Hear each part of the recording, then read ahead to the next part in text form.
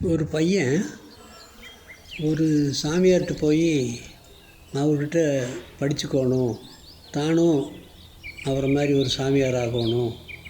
சாமி, நானும் உங்களை மாதிரி நிறையா சிஷ்யர்களை வச்சு முருகனை பற்றி போதிக்கணும் அப்படின்னு சொல்கிறான். சாமியார் சரி ஈரப்பா அப்படின்னு சேர்த்துக்கிறார்.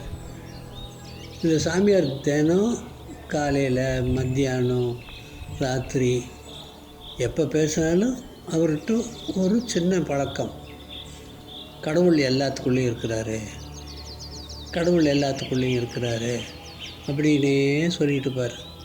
இந்த புதுசாக போன பையனுக்கு அது ரொம்பவும் மனசுக்குள்ளே பதிஞ்சிருச்சு. ஓ, கடவுள் எல்லாத்துக்குள்ளேயும் இருப்பார் அப்படின்னு நினச்சிட்டு போயிட்டுருக்கு. நாட்கள் போகுது. ஒரு நாள் குளிச்சுட்டு வர்றான். வரும்போது அந்த ஊர் கிராமத்து ஜனங்கள்லாம் ஓடியாடுறாங்க. இதுக்கால ஓடியாடும்போது எல்லோரும் கத்துறாங்க, யானைக்கு மதம் பிடிச்சிருச்சு, எல்லோரும் ஓடிக்குங்க, எல்லாம் ஓடிக்குங்க, யானைக்கு மதம் பிடிச்சிருச்சுன்னு. இந்த சிஷ்யன் நிற்கிறான், அதுக்குள்ளேயும் கடவுள் இருக்கிறாரு அப்படின்னு மறுபடியும் அப்படியே முன்னாடி நடக்கிறான். யானை மேலே வர்ற பாகனும் உட்கார்ந்துட்டுருக்கிறான். அவன் சொல்கிறான், ஓடிடுங்க ஓடிடுங்க, யானைக்கு மதம் பிடிச்சிருச்சேன்னு. யானைக்குள்ளேயே கடவுள் இருக்கிறார் அப்படின்னு நடக்கிறான். யானை இவனை ஒரு தட்டு தட்டி கீழே தள்ளி போட்டுட்டு போயிடுது. இவன் நேராக சாமியார்ட்டு போகிறான். என்ன சாமியாரே, நீ என்ன சொல்லித்தர்ற எங்களுக்கு?